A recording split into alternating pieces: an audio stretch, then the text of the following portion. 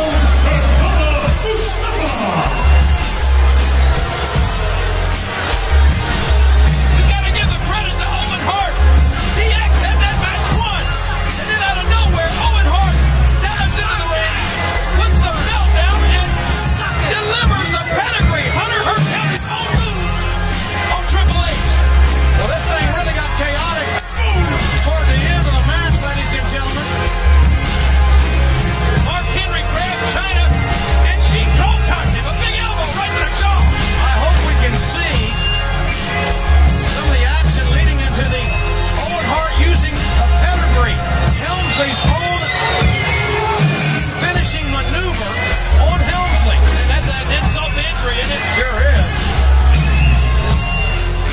Let's take a look, ladies and gentlemen. First of all, it started. China and Mark Henry had a confrontation. She was up on the ring apron. Look at Mark Henry. He sets her down. He helped when he run the ear. And then there you see Helmsley actually brought the belt into the ring. Right, here's where DX had the match won. A spike pile driver on D'Lo, and the match was as good as over. I mean, they had it. All they had to do was get the referee in the ring for the cover. But along comes Owen Hart.